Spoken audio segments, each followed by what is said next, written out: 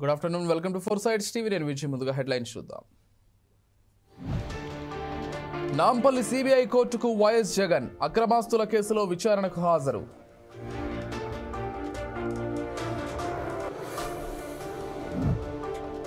Formula ఈ car రేసులో కీలక పరిణామం, కేటీఆర్ పై విచారణకు గవర్నర్ అనుమతి. సర్పంచులు లేకుండా గ్రామాలు వల్లకాడులుగా మారాయి, అభివృద్ధి కుంటుపడిందన్న ఎంపీ ఈటల.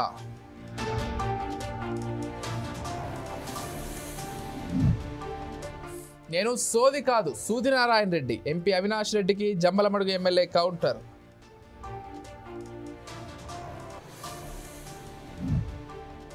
స్టీల్ ప్లాంట్ను చంపి ఆదానికి ఇవ్వాలనే కుట్ర, సీఎం చంద్రబాబు తీరుపై షర్మిల ఫైర్.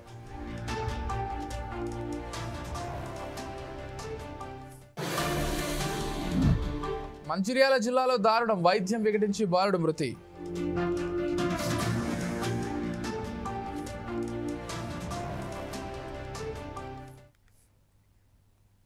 డీటెయిల్స్ చూస్తే, అక్రమాస్తుల కేసులో వైఎస్ఆర్సీపీ అధ్యక్షుడు మాజీ సీఎం జగన్ సిబిఐ ప్రత్యేక కోర్టుకు హాజరయ్యారు. న్యాయమూర్తి ఎదుట విచారణకు వచ్చారు. విజయవాడ నుంచి బేగంపేట ఎయిర్పోర్టుకు వచ్చి అక్కడి నుంచి నాంపల్లిలోని కోర్టుకు ఆయన చేరుకున్నారు. మరోవైపు వైఎస్ఆర్సీపీ నేత పేర్ని నాని మరో ముగ్గురు నేతలను కోర్టు లోపలికి పోలీసులు అనుమతించలేదు. దీంతో వారు గేట్ వద్దే ఆగిపోయారు.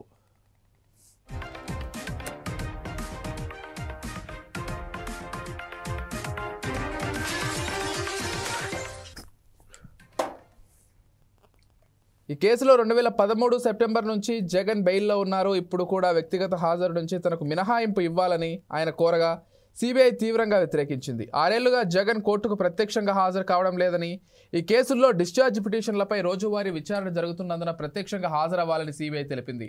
దీంతో ఈ నెల 21లోగా వ్యక్తిగతంగా హాజరవ్వాలని కోర్టు ఆదేశించింది. ఈ నేపథ్యంలో ఒకరోజు ముందు ఆయన కోర్టుకు హాజరయ్యారు. కోర్టు హాల్లో 5 నిమిషాలు మాత్రమే జగన్ కూర్చున్నారు. జగన్ హాజరైనట్టు రికార్డుల్లో సిబిఐ నమోదు చేసింది. అనంతరం జగన్ హైదరాబాద్లోని తన నివాసం అయిన లోటస్ పాండ్కు చేరుకున్నారు.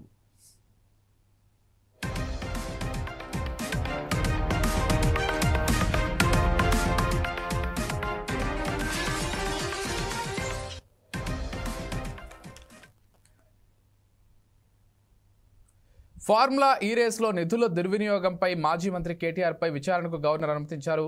దీంతో ఏసీబీ కేటీఆర్ పై అభియోగాలు నమోదు చేయనుంది. విచారణ తర్వాత ఛార్జ్షీట్ దాఖలు చేసే అవకాశం ఉంది. ఫార్ములా ఈ కేసులో త్వరలో ప్రాసిక్యూషన్ జరగనుంది. ఇప్పటికే 4 సార్లు ఏసీబీ విచారణకు కేటీఆర్ హాజరయ్యారు. ఈ కేసులో A1గా కేటీఆర్, A2గా ఐఏఎస్ అరవింద్ కుమార్ పై డిఓపిటికి ప్రభుత్వం లేఖ రాసింది. కేంద్రం అనుమతి ఇస్తే అరవింద్ పై అభియోగాలు నమోదు చేసే అవకాశం ఉంది.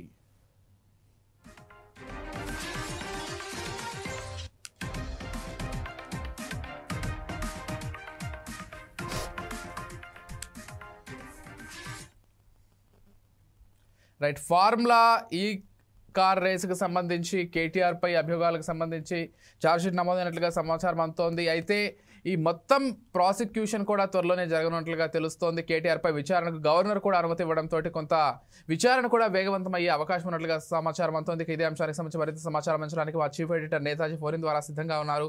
చెప్పండి నేతాజీ. విజయ్, ఫార్ములా ఈ కార్ రేస్ కేసులో కేటీఆర్ పై విచారణకు గవర్నర్ జిష్ణుదేవ్ వర్మ అనుమతి ఇచ్చారు. గత కొన్ని రోజుల క్రితమే తెలంగాణ ప్రభుత్వం ఈ విషయంలో అనుమతి ఇవ్వాల్సిందిగా గవర్నర్ ను కోరింది. ఎందుకంటే ఇటు కేటీఆర్ ప్రజాప్రతినిధిగా ఉన్నారు. ఒక ప్రజాప్రతినిధిని ఏం చేయాలన్నా కూడా, అంటే ఇలాంటి వ్యవహారంలో ఖచ్చితంగా ఆయన పైన చర్యలు తీసుకోవాలన్నా కూడా గవర్నర్ అనుమతి తప్పనిసరి. ఈ నేపథ్యంలోనే ఏసీబీ కేసు నమోదు చేసింది కాబట్టి ఆయన పైన చర్యలు తీసుకునేందుకు గాను గవర్నర్ అనుమతిని కోరారు. గవర్నర్ అనుమతి కోరిన 70 రోజుల తర్వాత ఈ రోజు అనుమతి ఇచ్చారు. ఈ నేపథ్యంలోనే ఏసీబీ ఇప్పుడు పూర్తి స్థాయిలో విచారించే అవకాశం అయితే మనకు కనిపిస్తుంది. మరోసారి ఈ కార్ రేస్ కేసులో కేటీఆర్ ని విచారించి అభియోగాలు నమోదు చేసే ఛాన్సెస్ అయితే మనకి ఎక్కువగా కనిపిస్తున్నాయి. ఎందుకంటే ఈ కార్ రేస్ అన్నది ఎప్పుడు నిర్వహించారు, దానికి సంబంధించి 54,88,00,000 రూపాయల నిధులు దుర్వినియోగం అయ్యాయి అన్నట్టుగా అటు ఏసీబీ ఇప్పటికే ఎఫ్ఐఆర్ నమోదు చేసింది. అందులో A1గా ఇటు కేటీఆర్ ని, A2గా అప్పటి ఎవరైతే మున్సిపల్ అడ్మినిస్ట్రేషన్ కు సంబంధించిన ప్రిన్సిపల్ సెక్రటరీ అరవింద్ కుమార్ ఉన్నారు, ఆయన ఐఏఎస్, అతన్ని A2గా అప్పటి హెచ్ఎండిఏ చీఫ్ ఇంజనీర్ బిఎల్ఎన్ రెడ్డిని A3గా చేర్చారు. దీనికి సంబంధించిన పూర్తి స్థాయిలో దర్యాప్తును కూడా చేశారు. ఆ తర్వాతనే కేటీఆర్ పై చర్యల కోసం ఇటు ప్రభుత్వం గవర్నర్ అనుమతి తీసుకుంది. ఒక ప్రజాప్రతినిధి కాబట్టి గవర్నర్ అనుమతి తప్పనిసరి అవ్వడంతో తీసుకుంది. ఇప్పుడు గవర్నర్ అనుమతి ఇచ్చారు కాబట్టి త్వరలోనే అంటే 1 వీక్ లోనే ఛార్జ్ షీట్ దాఖలు చేసే అవకాశం ఉంది అన్నట్లుగా మనకైతే సమాచారం అందుతుంది. ఈ కేసుకు సంబంధించి పూర్తి స్థాయిలో కనుక చూస్తే డిసెంబర్ 18, 2024 ఎఫ్ఐఆర్ నమోదు చేశారు. ఆ తర్వాత అదే డిసెంబర్ 28న ఈడీ సమన్లు జారీ చేసింది. జనవరి 2, 2025 అరవింద్ కుమార్ ని ఫస్ట్ విచారించారు. ఆ తర్వాత జనవరి 3న బిఎల్ఎన్ రెడ్డిని విచారించారు. కేటీఆర్ నేమో జనవరి 7, 2025 విచారించారు. మొత్తంగా కేటీఆర్ ని 4 సార్లు, అలానే ఎవరైతే అరవింద్ కుమార్ ఉన్నారో ఆయనని 5 సార్లు ఏసీబీ అధికారులు విచారించారు. మరోసారి అంటే కేటీఆర్ ని జూన్ 16న కూడా విచారించిన పరిస్థితి అయితే మనకు కనిపిస్తుంది. దీనికి సంబంధించి పూర్తి స్థాయిలో నిధులు ఏవైతే ఉన్నాయో అవి దుర్వినియోగం జరిగింది అన్నట్టుగా వాళ్ళు ఆరోపణలు చేస్తున్నారు. మరోవైపు ఇది లొట్టపీసు కేసు, దీంతో ఒరిగేది ఏమీ లేదు, అరెస్ట్ చేస్తే చేసుకోండి అంటూ కూడా కేటీఆర్ చెప్పిన పరిస్థితి అయితే ఉంది. రీసెంట్ గా జరిగిన జూబ్లీ హిల్స్ ఉప ఎన్నిక సందర్భంగా ప్రచారంలో రేవంత్ రెడ్డి కొన్ని కీలక వ్యాఖ్యలు కూడా చేశారు. కేటీఆర్ ని ఈ కార్ రేస్ కేసులో అరెస్ట్ చేద్దామంటే గవర్నర్ అనుమతి ఇవ్వడం లేదంటూ కూడా ఆయన ప్రచారం సందర్భంగా వ్యాఖ్యలు అయితే చేశారు. ఇప్పుడు గవర్నర్ అనుమతించారు కాబట్టి తదుపరి చర్యలు ఏ విధంగా ఉండబోతున్నాయి అన్న దానిపైన ప్రస్తుతం సస్పెన్స్ నెలకొందనే మనం చెప్పాల్సి ఉంటుంది. ఈ కేసుకు సంబంధించి ఇటు ఐఏఎస్ ఎవరైతే అరవింద్ కుమార్ ఉన్నారో ఆయనకు సంబంధించి కూడా డిఓపిటికి తెలంగాణ ప్రభుత్వం లేఖ రాసింది. డిఓపిటి అంటే కేంద్ర ప్రభుత్వానికి సంబంధించి ఆయనని కూడా విచారించడానికి అనుమతిస్తే మాత్రం అతన్ని కూడా మరోసారి విచారించే అవకాశం అయితే మనకు కనిపిస్తుంది. మొత్తం మీద ఈ కేసుకు సంబంధించి 1 వీక్ లోనే ఛార్జ్ షీట్ దాఖలు చేసే ఛాన్సెస్ మనకి ఎక్కువగా కనిపిస్తున్నాయి. అలానే కేటీఆర్ కు సంబంధించి కనుక చూస్తే ఇది రాజకీయ ప్రేరేపిత చర్యగా ఇటు హరీష్ రావు బీఆర్ఎస్ పార్టీకి సంబంధించిన నేతలంతా కూడా ఈ చర్యని ఖండిస్తూ తమ స్పందన ఏదైతే ఉందో దాన్ని తెలియజేస్తున్నారు. మరోవైపు కేటీఆర్ కు సంబంధించిన లీగల్ టీం కూడా ఈ విషయంలో ఏ విధంగా ముందుకు వెళ్లాలని న్యాయ నిపుణులతోటి సంప్రదిస్తున్నట్లుగా మనకైతే సమాచారం అందుతుంది. ఇప్పటికే ఈ ఏసీబీ ఇది ఏదైతే దీనికి సంబంధించిన ఈ కేసు ఉందో దీనిపైన హైకోర్టుని ఆశ్రయించారు, సుప్రీంకోర్టు వరకు కూడా వెళ్లారు తనని అరెస్ట్ చేయొద్దంటూ కేటీఆర్. అలానే ఇప్పుడు ఏసీబీ కనుక ఛార్జ్ షీట్ దాఖలు చేస్తే కోర్టు పూర్తి స్థాయిలో దీనికి సంబంధించిన ప్రొసీడింగ్స్ అంటే కోర్టులో ప్రొసీడింగ్స్ ఏ విధంగా ఉంటాయి, ఒకవేళ కేటీఆర్ కి సంబంధించిన గిల్ట్ ప్రూవ్ అయితే కోర్టే ఆయన పైన చర్యలు తీసుకునే అవకాశం ఉంటుంది. కాబట్టి ఈ కేసులో ఏ విధంగా ముందుకు వెళ్తారన్నది కూడా చూడాల్సి ఉంటుంది. ఏదేమైనా కూడా ఈ కార్ రేస్ కేసులో మాత్రం గవర్నర్ అనుమతి ఇవ్వడంతో 1 వీక్ లోగానే ఛార్జ్ షీట్ అయితే దాఖలు చేసే ఛాన్స్ ఉంది. Vijay. Right. Thank you Netaji.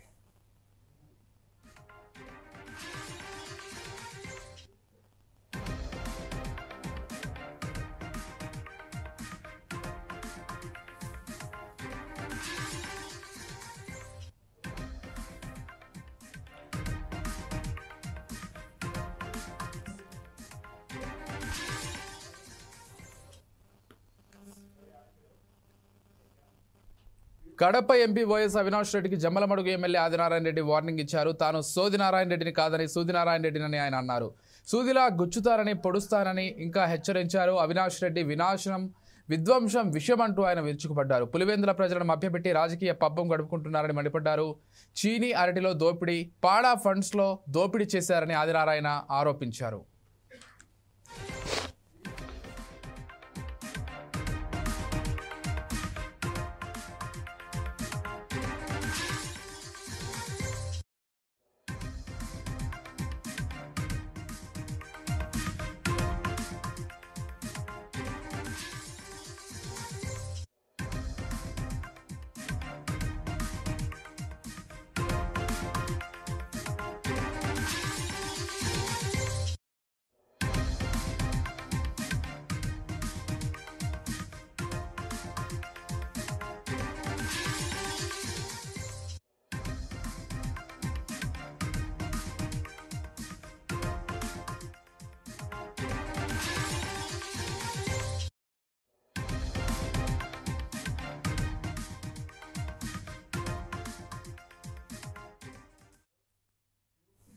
ఇటు కడప ఎంపీ ఆ,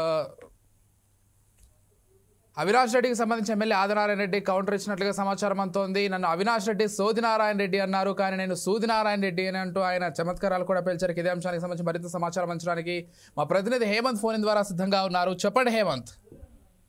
విజయ్, ఏదైతే ఈ ఎమ్మెల్యే జమ్మలమడుగు ఎమ్మెల్యే ఎవరైతే ఉన్నారో ఆదినారాయణ రెడ్డి తాను సూదినారాయణ రెడ్డిని కాదని ఏదైతే సూదినారాయణ రెడ్డి అని ఆయన ఎవరైతే ఎంపీ అవినాష్ రెడ్డికి అయితే నిన్న కౌంటర్ అయితే ఇవ్వడం జరిగింది. దీనిపైన అంటే గత కొద్ది రోజులుగా ఇటు కడపలో రాజకీయం అయితే కొంత వేడెక్కిందనే చెప్పాలి.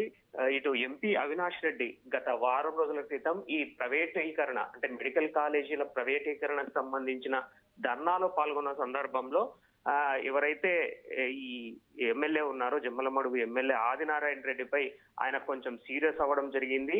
ఏదైతే ఈ ఆదినారాయణ రెడ్డి తనను తర్వాత వైఎస్ కుటుంబాన్ని కార్నర్ చేస్తూ ప్రతిసారి మాట్లాడడంపై ఆయన కొంత సీరియస్ అయ్యారు.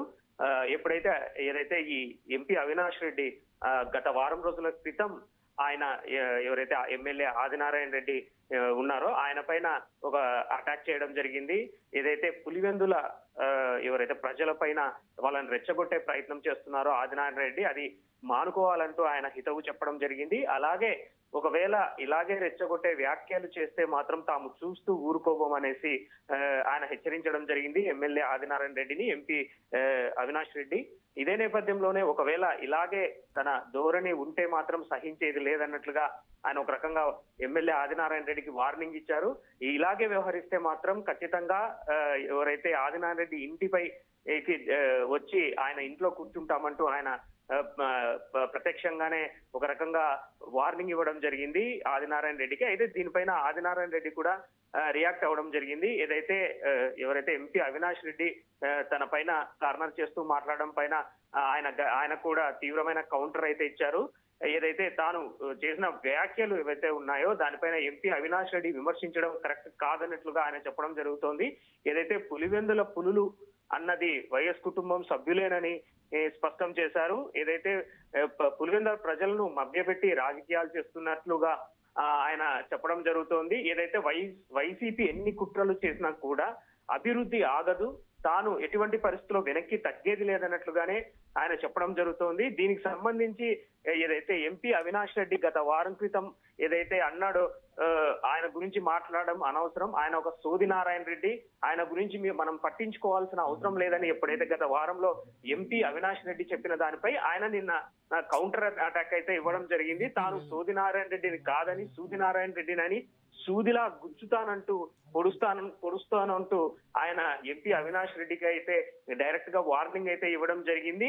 ఏదైతే అవినాష్ రెడ్డి పూర్తిగా ఇటు వినాశనానికి పాల్పడుతున్నాడు, విధ్వంసం సృష్టిస్తున్నాడు, విషంలాగా విరుచుకుపడుతున్నాడంటూ ఆయన ఏదైతే ఈ ఎంపీ అవినాష్ రెడ్డి పైన ఎమ్మెల్యే జమ్మలమడుగు ఎమ్మెల్యే ఎవరైతే ఆదినారాయణ రెడ్డి అయితే కౌంటర్ అటాక్ అయితే ఇవ్వడం జరిగింది. పులివెందుల ప్రజలను మభ్యపెట్టి రాజకీయం పబ్బం గడుపుకోవాలన్నట్లుగా ఆయన మండిపడడం జరిగింది. ఏదైతే ఈ మొత్తం రాష్ట్రంలో ఇటు కడప అవ్వచ్చు, మిగతా రాష్ట్రంలోని మిగతా జిల్లాలు అవ్వచ్చు, వైసీపీ పాలన ఏదైతే జగన్ పాలన పూర్తిగా విధ్వంసాన్ని సృష్టించారన్నట్లుగానే ఆయన చెప్పడం జరిగింది. ఏదైతే ఏది దోపిడీకి ఏది అయితే అవసరమవుతో ప్రతిదీ దోపిడీ చేసుకుంటూ వెళ్లారు. దీనికి వైఎస్ జగన్ నాంది పలికితే వైఎస్ కుటుంబ సభ్యులు ఎవరైతే ఉన్నారో అవినాష్ రెడ్డి వీరంతా దానికి నాంది ఆయనతో పాటు సహకరించి రాష్ట్రాన్ని విధ్వంసకరంగా తయారు చేశారు. ఎక్కడికక్కడ దోచుకుంటూ వెళ్లడం జరిగింది. అయితే ఎప్పుడైతే కూటమి ప్రభుత్వం వచ్చిందో అభివృద్ధిని చేస్తూ వస్తున్నాం. ఈవెన్ పులివెందుల్లో కూడా ఇలాంటి అభివృద్ధి ఖచ్చితంగా చేసి చూపిస్తాం. ఈవెన్ కడప జిల్లాకు ఏదైతే తమ అడ్డాగా భావిస్తున్నారో ఎవరైతే వైఎస్ కుటుంబం ఏదైతే తమ అడ్డాగా భావిస్తున్నారో దాన్ని ఖచ్చితంగా బ్రేక్ చేస్తాము. తాము ఖచ్చితంగా కడప జిల్లాలో పాగా వేస్తాము. ఇప్పటికే ఎంపీటీసీ జెడ్పీటీసీ ఎన్నికల్లో గత కొద్ది రోజుల క్రితం జరిగిన ఏవైతే ఉన్నాయో దాంట్లో తమ విజయమే దీనికి సంకేతం అన్నట్లుగా ఆయన చెప్పడం జరుగుతోంది. ఒకవైపు అంటే ఏదైతే ఎంపీ అవినాష్ రెడ్డి ఏదైతే చేస్తున్న ప్రతి వ్యాఖ్యలుగా ఎప్పటికప్పుడు కౌంటర్ అటాక్ అయితే ఇస్తూ వస్తున్నారు ఎమ్మెల్యే ఆదినారాయణ రెడ్డి. ముఖ్యంగా ఏదైతే వైఎస్ కుటుంబం పైన మొదటి నుంచి ఆయన కొంత సీరియస్ గానే ఉన్నారు. ఏదైతే కూటమి ప్రభుత్వం ఏర్పడిన తర్వాత ఈయన దూకుడు అయితే పెంచడం జరిగింది. ఎమ్మెల్యే ఆదినారాయణ రెడ్డి వైఎస్ కుటుంబం పైన ఆయన గట్టిగానే అవాకులు చెవాకులు పేలుతూ వస్తున్నారు. వారికి కౌంటర్ అటాక్ ఇస్తూనే ఉన్నారు. నిన్న కూడా జరిగిన ఏదైతే నిన్న ఎక్కడైతే ఈ ఎమ్మెల్యే ఆదినారాయణ రెడ్డి కూడా నిన్న ఎవరైతే ఈ అవినాష్ రెడ్డిపై కౌంటర్ అటాక్ ఇవ్వడంతో పాటు అలాగే వైఎస్ భారతి పైన కూడా కొన్ని వ్యాఖ్యలు చేయడం జరిగింది. వైఎస్ భారతి 400 కేజీల బంగారం కొన్నది వాస్తవం కాదా అని ఆయన నిన్న ఆదినారాయణ రెడ్డి ప్రశ్నించడం జరిగింది. డబ్బుల కోసమే అవినాష్ రెడ్డి రాజకీయాల్లోకి వచ్చారని ఆయనకు విమర్శించడం జరిగింది. అవినాష్ రెడ్డి లాంటి వాళ్ళకు చెక్కు పెట్టడానికే తాము ఇక్కడ రాజకీయాలు చేస్తున్నాం. ముఖ్యంగా కడప జిల్లా రాజకీయాలు అన్నది ఇది తమకు చాలా ఇంపార్టెంట్ అన్నట్లుగానే, అలాగే దాంతో పాటు అభివృద్ధిని కూడా ఎక్కడ కడపలో అభివృద్ధి ఏంటో తమ ప్రభుత్వమే అంటే కూటమి ప్రభుత్వం ఏర్పడినాకనే ఇక్కడ అభివృద్ధి కడప జిల్లాలో అభివృద్ధి చెందిందనేసి ఆయన చెప్పడం జరుగుతుంది. మరోవైపు ఓకే థ్యాంక్ యూ హేమంత్.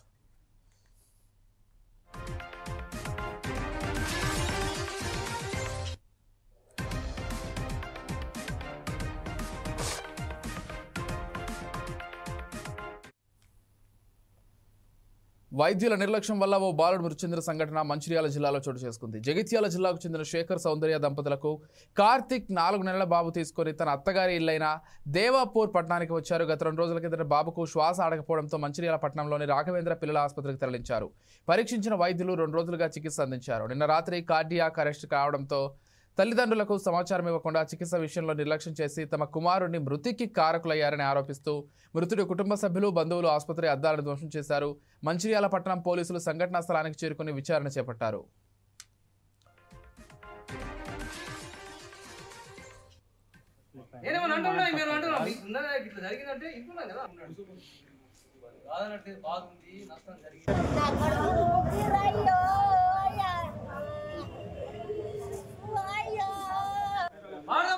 నేనే వస్తా కదా మళ్ళీ వచ్చేది మళ్ళీ అట్లా పోలీసు వాళ్ళకి ఏం పనికి ఇక్కడ మాట్లాడడానికి నేనేమన్నా అంటున్నా మీరు అంటున్నా మీకు ఉన్నదా ఇట్లా జరిగిందంటే ఇంటున్నా కదా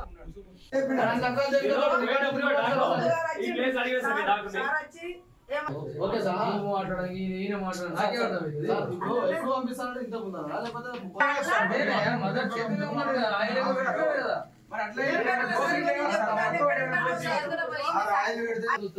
మీరేమన్నా జరుగుతుంది అన్యాయం జరిగిందంటే దాని మీద కేసు తీసేసి నేను ఇంకొక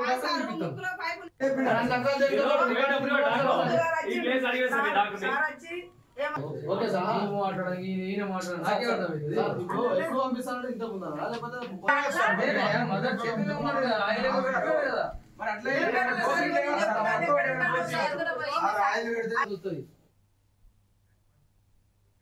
రైట్. ఇక బాలుడు ఆసుపత్రిలో వైద్యుల నిర్లక్ష్యం వల్ల మరణించడంతో ఇక్కడ ఉన్నటువంటి బంధువులు వారంతా కూడా ఆసుపత్రి అద్దాలు ధ్వంసం చేసి కొంత ఆందోళన చేస్తున్నారు. ఈ అంశానికి సంబంధించి మరింత సమాచారం పంచడానికి మాదిలాబాద్ ప్రతినిధి వెంకట్ సిద్ధంగా ఉన్నారు ఫోన్ ద్వారా. చెప్పండి వెంకట్. కార్తిక్ 2 రోజుల క్రితం బాబుని తీసుకుని హాస్పిటల్లో జాయిన్ చేశారు. వారు వైద్యులు వైద్యం అందిస్తున్నారు తప్ప ఏం చెప్పలేదు. ఒకేసారిగా కార్డియాక్ అరెస్ట్ అయిందని చెప్పి వైద్యులు చెప్పడంతో అబ్బాయి చనిపోయిందని చెప్పి తల్లిదండ్రులు కుటుంబ సభ్యులు ఆరోపిస్తున్నారు. ఈ రోజు ఉదయం వారు ఆసుపత్రి ముందు ఆందోళన దిగారు.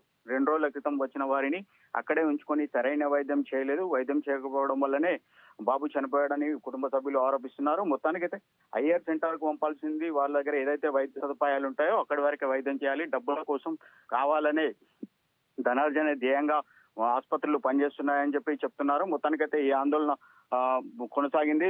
ఆందోళన ఆసుపత్రి ముందు నుండి రోడ్డు మీదకి వచ్చింది. రోడ్డు పైన కూర్చొని బైఠాయించి ఆందోళన చేశారు. పోలీసులు కూడా అక్కడికి చేరుకున్నారు. వెంటనే వారిని నచ్చ చెప్పే ప్రయత్నం చేశారు. అయినప్పటికీ కూడా వారి కుటుంబ సభ్యులు వినకపోవడంతో ఫిర్యాదు ఇచ్చినట్లయితే కేసు నమోదు చేస్తామని పోలీసులు చెప్పారు. మొత్తానికైతే అక్కడ ఉన్నటువంటి ఆసుపత్రులకు సంబంధించిన ఒక మాఫియా ఉంటుంది.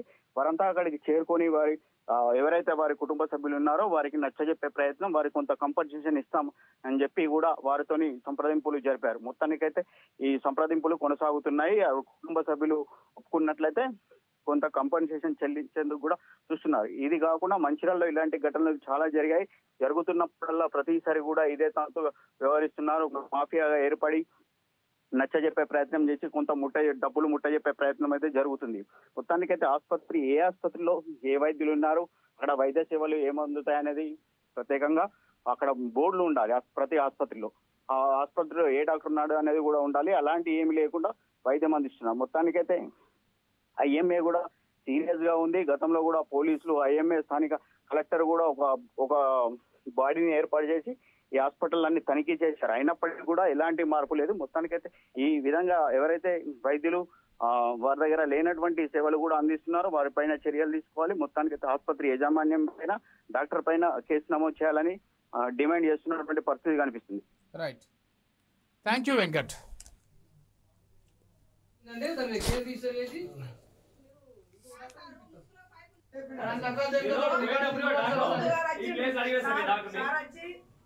ఓకే సార్, మాట్లాడడానికి నేనే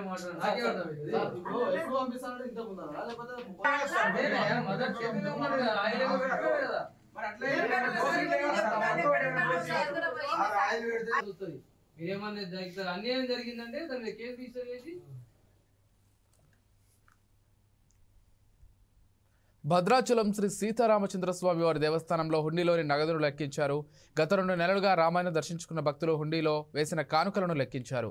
తెలుగు రాష్ట్రాలకు చెందిన వారితో పాటు విదేశాలకు చెందిన భక్తులు శ్రీ సీతారామచంద్రస్వామి వారిని వేలాదిగా దర్శించుకున్నారు. భక్తులు సమర్పించిన నగదు, బంగారం, వెండి వంటి విరాళాలతో నిన్న హుండీలను ఆలయ ఈవో దామోదర్ పర్యవేక్షణలో పూర్తి పారదర్శకతతో ఉద్యోగులు లెక్కించారు. ఈ లెక్కింపు పనులు సుజావుగా జరిగాయని అధికారులు తెలిపారు. ఈ ప్రక్రియలో భక్తుల కానుకలను సురక్షితంగా నమోదు చేశారు.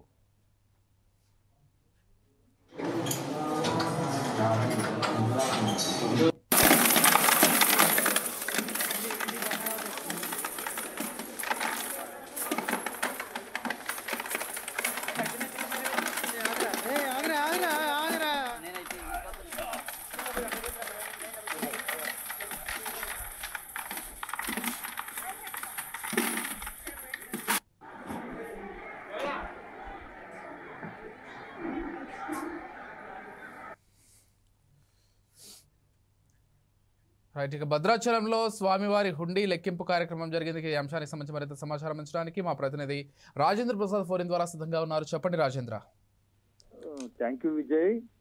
పవిత్ర పుణ్యక్షేత్రమైన భద్రాచలంలో ఇటీవల కాలంలో భక్తుల సంఖ్య భారీగా పెరిగింది. తెలుగు రాష్ట్రాలతో పాటు ఇతర దేశాలకు చెందిన భక్తులు కూడా అధికంగా వస్తున్న నేపథ్యంలో భద్రాద్రి రామయ్య ఆదాయం కూడా అట్ ద సేమ్ టైం పెరిగిందని చెప్పవచ్చు.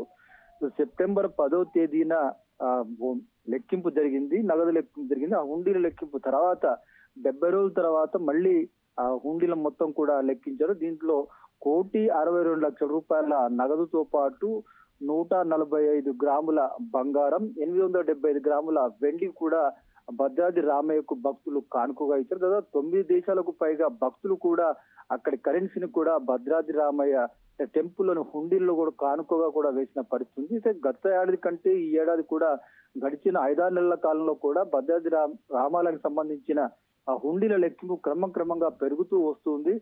ఆదాయం పెరగడంతో పాటు అభివృద్ధి కార్యక్రమాలు కూడా ఎట్ ద సేమ్ టైం ఆలయ అధికారులు అధికంగా నిర్వహింపజేస్తున్నారు. ప్రధానంగా డిసెంబర్ 30వ తేదీన ముక్కోటి కార్యక్రమం జరగనుంది. ఈ మేరకు ఆలయ అభివృద్ధి కార్యక్రమాలతో పాటు ముక్కోటికి సంబంధించిన ఏర్పాట్లు కూడా ముమ్మరంగా ఏర్పాటు చేస్తున్నారు. భద్రాద్రి జిల్లా కలెక్టర్ జితేష్ పాటిల్తో పాటు ఎస్పీ రోహిత్ ఇతర పలువురు ఉన్నతాధికారులు కూడా ఈ పర్యవేక్షణ కార్యక్రమాన్ని నిర్వహింపజేస్తున్నారు. భద్రాచలంలో ఈసారి డిసెంబర్ 30వ తేదీన ముక్కోటి ఉత్సవాలు మాత్రం అత్యంత ఘనంగా నిర్వహించేందుకు భారీ ఏర్పాటు చేస్తున్నారు. వేలాదిగా తరలి వచ్చే భక్తులకు ఎలాంటి అసౌకర్యం కలగకుండా అన్ని విధాల సౌకర్యాల సదుపాయాలను ఏర్పాటు చేసే పనులు కూడా ఇప్పటికే ప్రారంభమయ్యాయి. ఉన్నతాధికారుల పర్యవేక్షణలో ఆలయ సిబ్బంది, అధికారులు ఈ ఏర్పాట్లు కొనసాగింపు చేస్తారు. ఏది ఏమైనా గత కొంతకాలంగా భద్రాచలం మాత్రం భక్తులు మాత్రం అధిక సంఖ్యలో రావడం, అదే క్రమంలో కానుకలు కూడా అధికంగా ఇస్తున్న నేపథ్యంలో భద్రాద్రి రామాలయానికి మాత్రం ఆదాయం క్రమంగా పెరుగుతుంది. తాజాగా 70 రోజుల్లో మాత్రం 1,62,00,000 రూపాయల ఆదాయం లభించినట్టుగా కూడా ఆలయ అధికారులు చెప్తున్నారు. విజయ్,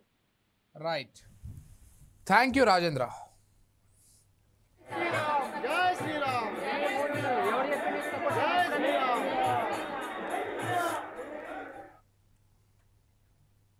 దేశ రాజధాని ఢిల్లీలో వాయు కాలుష్యం తీవ్ర స్థాయిలో కొనసాగుతోంది.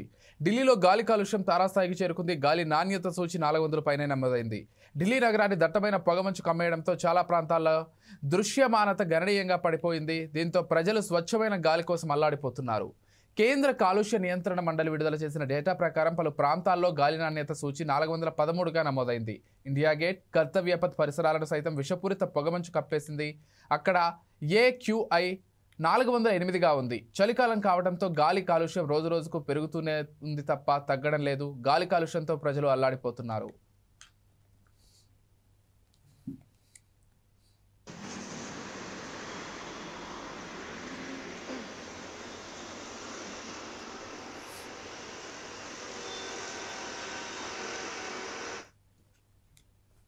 మరోవైపు ఢిల్లీలో గాలి నాణ్యత పడిపోవడానికి పంట వ్యర్థాలను తగలబెట్టడం ఓ ప్రధాన కారణంగా తెలుస్తోంది. దాదాపు 30% గాలి కాలుష్యం పంట వ్యర్థాలను తగలబెట్టడం వల్లే జరుగుతోంది. ఇంతటి కాలుష్యానికి ఎక్కువసేపు గురైతే తీవ్రమైన శ్వాసకోశ, గుండె సంబంధిత సమస్యలు వస్తాయని నిపుణులు హెచ్చరిస్తున్నారు. గాలి నాణ్యత క్షీణిస్తున్న నేపథ్యంలో ఢిల్లీ ప్రభుత్వం కీలక చర్యలు చేపట్టింది.